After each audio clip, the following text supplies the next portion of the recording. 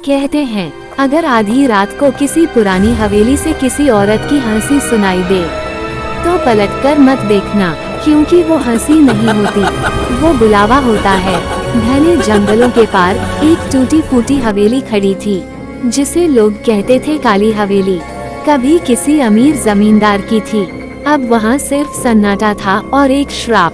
कहते हैं वहाँ एक बूढ़ी चुड़ैल आज भी रहती है, वही चुड़ैल जिसे 100 साल पहले गांव वालों ने जिंदा जला दिया था, पर उसकी राख हवा में बिखर गई और उसकी आत्मा हवेली की दीवारों में कैद हो गई। हर अमावस की रात वो किसी नई आत्मा की तलाश में भटकती है।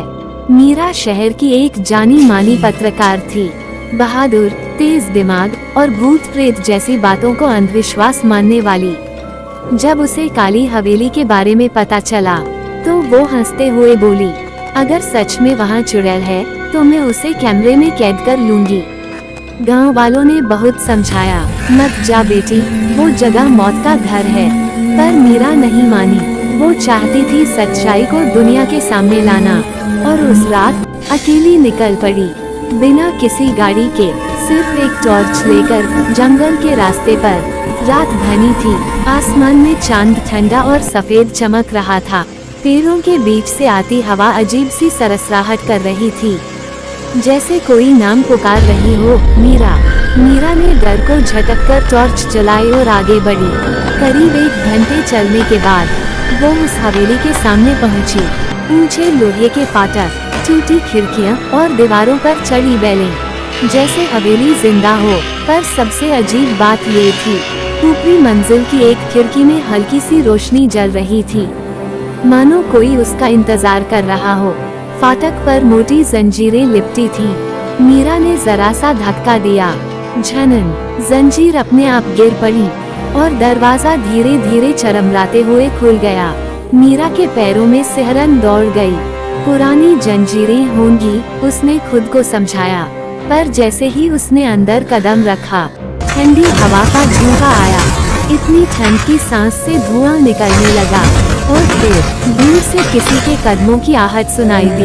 अंदर धूप अंधेरा था, दीवारों पर जाले, टूटी कुर्सियां और फर्श पर बिखरी धूल की परतें। मीरा ने टॉर्च घुमाई, पुराने चित्र नजर आए।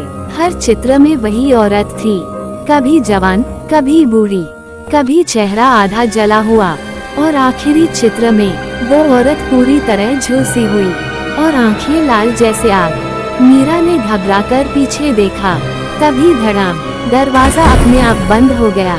कौन है वहाँ? उसने पुकारा। कोई जवाब नहीं, बस ठंडी हवा और एक फुसफुसाहट।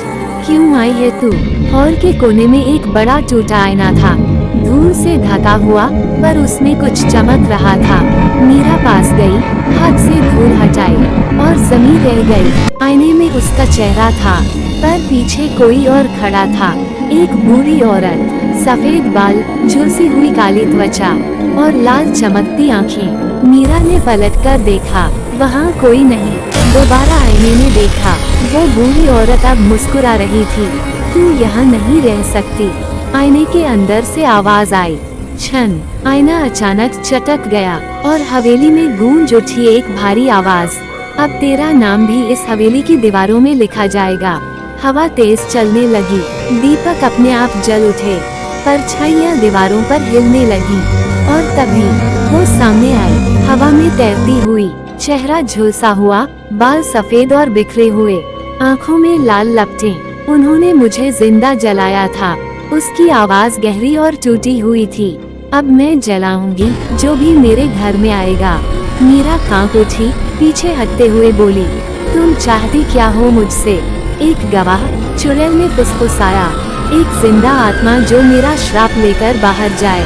पूरा कमरा हिलने लगा, दीवारों से खून बहने लगा, फर्श दरकने लगा।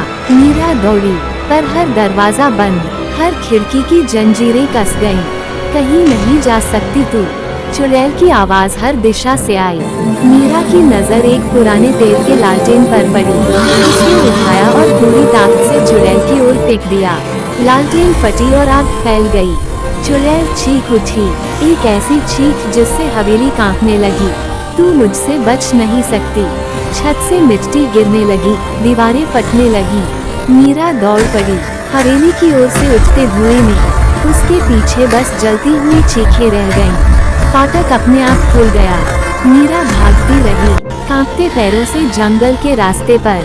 सांस फूल चुकी थी, कपड़े राख से काले पड़ गए थे। वो गिर पड़ी पर जिंदा थी। पीछे मुड़कर देखा, काली हवेली जल रही थी। आग की लपटों के बीच एक आकृति खड़ी थी, वही झुलसी चुड़ैल, लाल आंखों से मीरा को देखती हुई। मीरा की आंखों से आंसू बह निकले। वो धीरे धीरे जंगल में गायब हो गई। सुबह गांव वालों को मीरा जंगल के किनारे बेहोश मिली। वो जिंदा थी पर बहुत कमजोर। जब होश आया, उसने धीमी आवाज में कहा, वो सच में है, वो आज भी जिंदा है। अगर आपने यहाँ तक वीडियो देख लिया है तो इसका मतलब आप सच में बहादुर हैं। वीडियो को लाइक जरूर करें और चैनल को सब्सक्राइब करें ताकि अगली डरावनी कहानी आप मिस न करें। कमेंट में बताइए आपको इस कहानी का कौन सा हिस्सा सबसे ज्यादा डरावना या मजेदार लगा और अगली कहानी किस टॉपिक पर देखना चाहेंगे। जल्द मिलते हैं एक नई भूतिया कहानी में।